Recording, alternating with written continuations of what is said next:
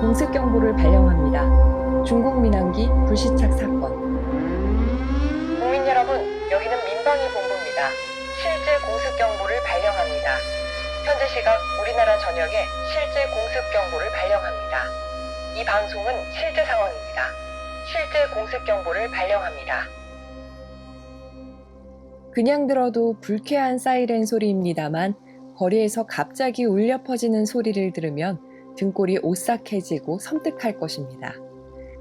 라면 한 박스쯤 사고 싶어질지도 모릅니다. 지금까지 5번의 실제 공습 경보가 발령되었습니다. 1983년 한 해에 3번의 공습 경보가 몰려 있습니다. 이후에는 쓸 일이 없었기에 방시마다 사고가 나기도 했습니다.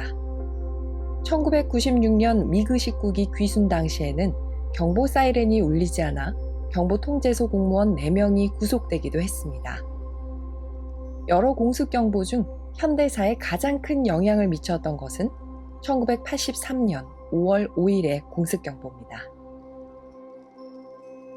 쭈어 창런은 랴오닝성 선양의 평범한 집안 출신으로 어릴 때부터 골목대장 기질이 있었습니다. 18살 나이에 문화혁명이 일어나자 홍위병 활동을 열심히 했습니다. 홍위병이 폭력성을 띠어 무장투쟁으로 변질되자 더 좋았습니다.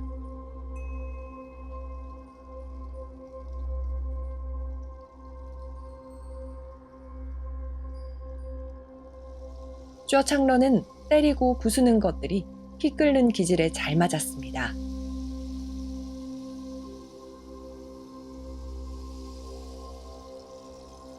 홍위병 활동으로 많은 공을 세운 덕에 물자국 공무원으로 취업이 됩니다.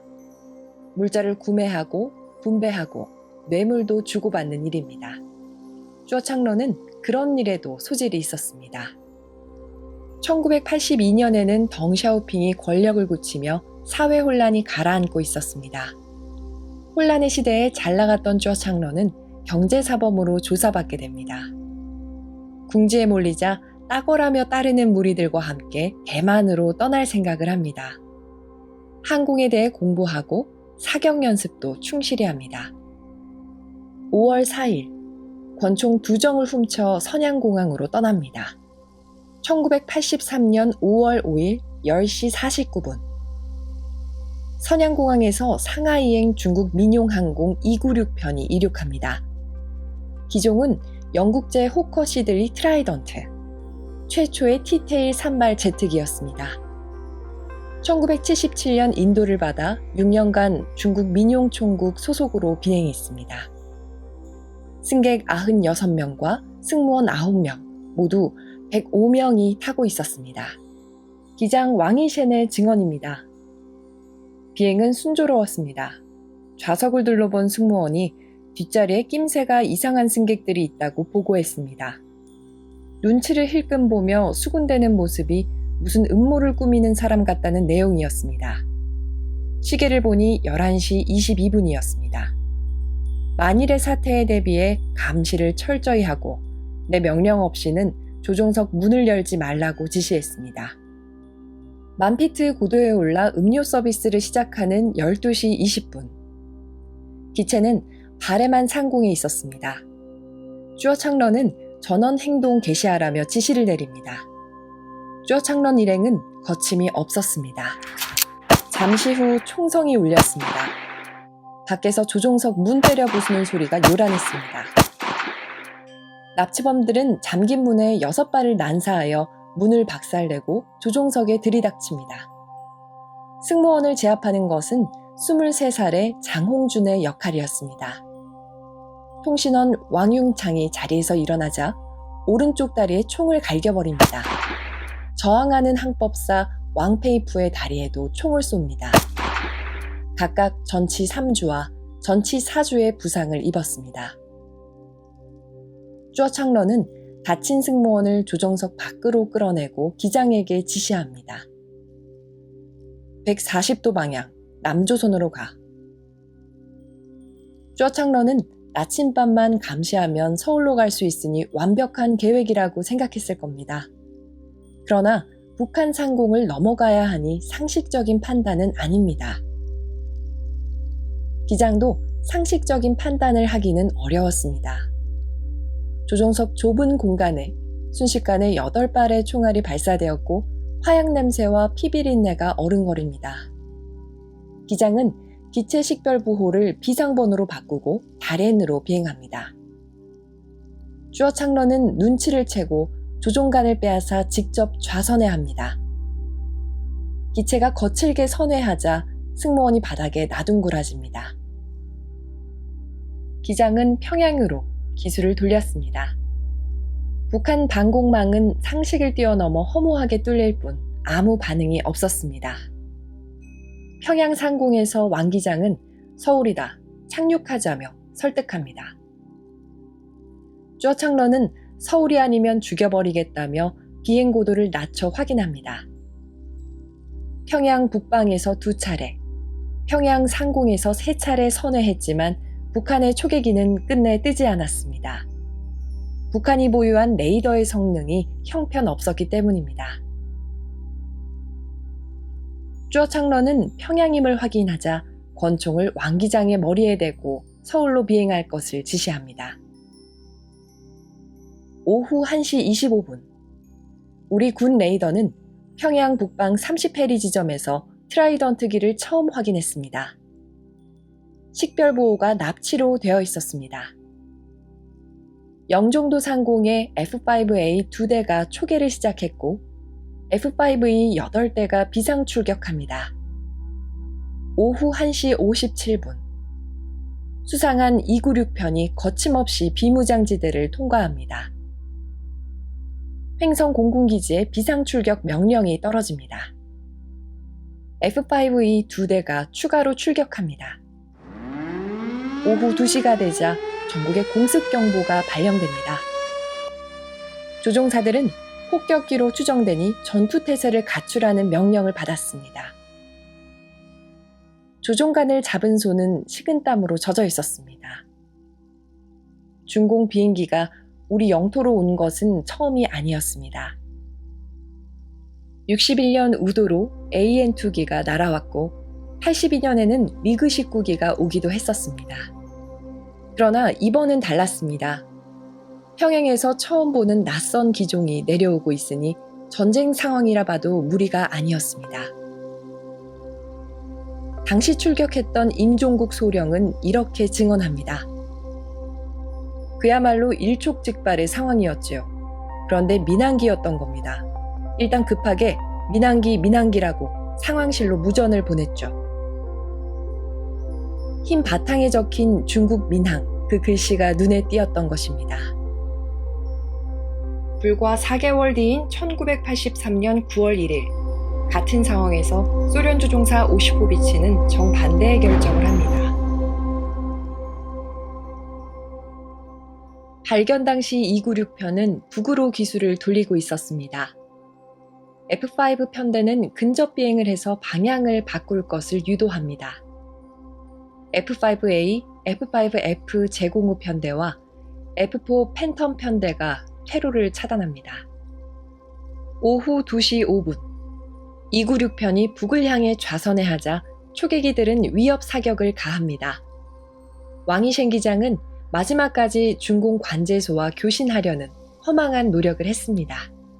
초계기들이 유도한 공항은 춘천의 미군기지 캠프 페이지.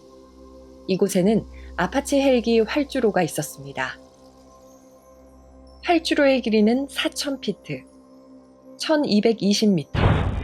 트라이던트기가 착륙하기에 턱없이 짧았을 뿐 아니라 그 어떤 제트기도 착륙한 적이 없었습니다. 다른 선택의 여지는 없었습니다. 상하이까지 운항할 연료만 싣고 있었기 때문에 연료는 바닥이 났습니다. 기체는 활주로를 50m 벗어나 바퀴가 땅에 박히며 무사히 멈췄습니다. 중공 민항기 불시착 사건이 되어버린 이유입니다. 오후 2시 10분의 일이었습니다. 납치범은 자유중국 대사와의 면담을 요구하며 대치를 이어가다 저녁이 되어서야 무장해제합니다. 왕 기장은 고위직에 있는 승객들에게 신분증을 파쇄하라고 지시합니다. 냉전시대의 흔한 매뉴얼인지 소련 땅으로 들어간 대한항공 902편에서도 같은 일이 있었습니다. 선양에는 항공기, 미사일 제작 시설이 있었기 때문에 군사기밀을 가진 연구진이 있을 가능성이 높았습니다. 훗날 국제해양법재판소 재판관을 지낸 박준호 교수는 유엔 법제국 소속이었던 중국의 리스광 박사를 사석에서 만나 이런 질문을 했습니다. 도대체 납치 승객 가운데 어떤 거물이 타고 있길래 이름만 밝힌 정체불명의 대표단이 33명이 나오고 그 중에 외교부 관리가 신분을 감춘 채 외교 관계도 없는 남한에 급파됐습니까? 리스광 박사는 거물은 무슨 거물이라고 시치미를 떼다 가까스로 입을 열어 최고의 국방 기밀을 쥐고 있는 유도탄 학자라고 말했습니다. 박 교수는 다시 묻습니다. 그렇다면 미국에서 건너와 유도탄을 개발한 첸세선 박사입니까? 리스광 박사가 답합니다. 첸 박사는 옛날 분이고 그보다 훨씬 중요한 인물입니다. 2년 뒤 1985년 중국은 500킬로톤 핵탄두 탑재가 가능한 둥펑 21 미사일 시험 발사에 성공했습니다. 중국, 아니 당시 중공은 급히 사태를 마무리하려 합니다. 사건 당일 급전을 보내고 이틀 후 협상 대표단을 파견합니다. 미 수교국을 넘어 적국이었던 중공에서 날아오는 707 특별기는 큰 화제가 되어 교신 기록까지 기사화되었습니다. 84년 아시안게임, 88년 올림픽을 앞두고 있는 한국 정부는 이 기회를 중국과의 관계 개선에 적극 이용합니다. 언론 통폐합으로 당시 기사의 신뢰도는 떨어집니다만 대한민국이 손님을 어떻게 맞는지 온 나라가 한마음으로 보려는 열기는 진정성이 있었습니다. 수교한 지 오래인 지금보다 훨씬 더 뜨겁게 적성국 중국 손님들을 반겼습니다. 언론들은 승객들에게 저녁에 제공된 만두 개수까지 보도했고 그 수는 80인분에서 200인분까지 기사마다 달랐습니다. 중국인들은 과연 한국 맥주 맛을 기막혀 했을까요? 납치된 승객들은 격이 달랐던 그때의 대접을 기억하는 것 같습니다. 환대에 감격했던 승객은 훗날 호텔 직원을 만나기 위해 노력하기도 했습니다. 2012년 춘천시에서는 트라이던트기를 수입해 캠프페이지 터에 전시할 계획을 세우다 논란을 빚었습니다. 캠프페이지는 중공군에 포위된 장진호에서 영웅적인 반격을 이끌어내고 전사한 명예훈장 수훈자 존 페이지 중령의 이름을 따 지었습니다. 적의 기갑 차량을 무력화할 대규모 아파치 헬기가 배치되어 있었고 이후 기밀이 해제되어 드러난 일이지만 80년대에는 핵무기도 배치되어 있었습니다. 그러니 캠프페이지의 중국인 관광객 맞이는 참 아이러니한 일입니다. 아직 트라이던트기 구매 소식이 들리지 않으니 다행히 12억 원의 예산 낭비는 없었나 봅니다. 중국 대표단은 닉슨 미 대통령이 방중할 때도 깔지 않았던 레드카펫을 밟게 되자 놀라워했습니다. 승객들은 워커힐 호텔로 옮겨졌고 당시 최고의 테마파크 자연농원에 초대되었습니다. 며칠 전에는 기내에서 총소리를 들으며 적성국가 상공으로 가고 있었으니 계속 롤러코스터를 탄 기분이었을 것입니다. 돌아갈 때는 금성사 텔레비전을 포함해 양손 가득 선물꾸러미를 들고 있었습니다. 이념 대결이 최고조이던 시절이지만 지금보다 유연하게 처신하면서 실리를 톡톡히 챙겼습니다. 망명이 아닌 단순한 불법 납치로 국제법에 의해 처벌하지만 형을 집행 정지하고 망명 희망국으로 추방합니다. 중공은 대한민국이라는 미승인국 국호를 처음으로 공식 문서에 사용했고 우리도 중공이라는 말 대신 중국이라는 말을 쓰기 시작했습니다. 중국은 한국에서 열린 아시안게임, 올림픽에 참여했습니다. 9년 후 1992년 8월 24일 정식으로 국교를 수립합니다. 간신히 착륙은 시켰지만 이륙은 또 다른 문제였습니다. 트라이던트 기종은 이륙 성능이 원체 나빠서 제조사 BAE 조종사들은 이런 농담을 했습니다. 이륙한 게 아니라 앞으로 똑바로 가다 보면 지구가 둥글어서 떠오르는 거예요. 최악의 상황은 기체를 분해해서 김포로 옮겨 재조립하는 것이었습니다. 이륙 중량을 줄이기 위해 좌석과 주방, 화장실을 떼어냅니다. 연료를 2,000갤런만 채우고 활주 실험을 3차례 진행합니다.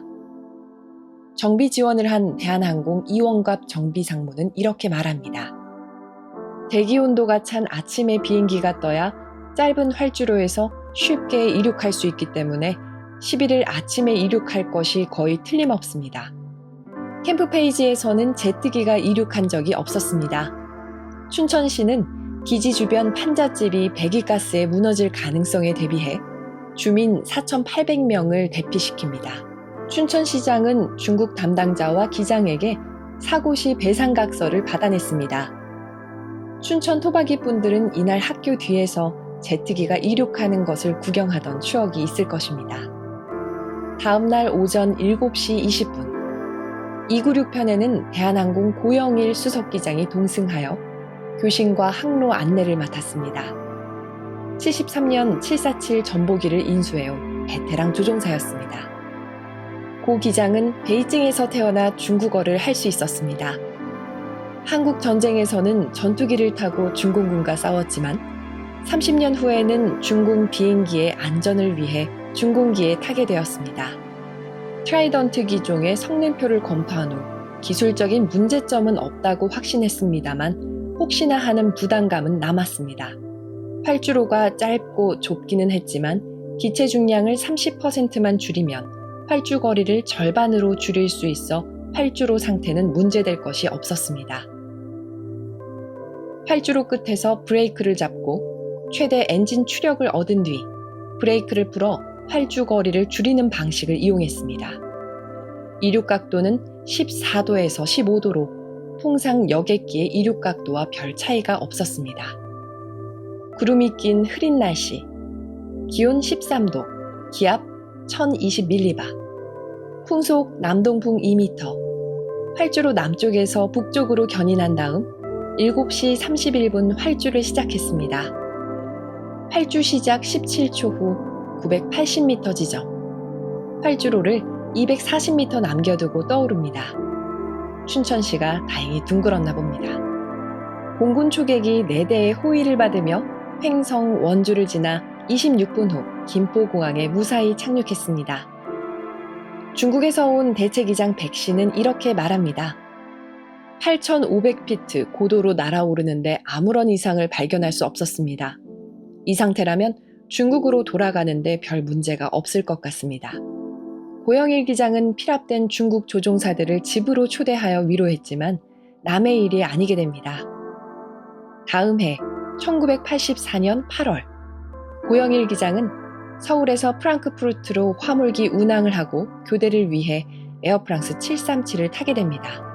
파리로 이동하던 에어프랑스기는 무장괴한 3명에게 하이제킹을 당해 유럽 여러 공항을 돌아 이란 테헤란 공항까지 끌려갑니다. 고영일 기장의 증언입니다.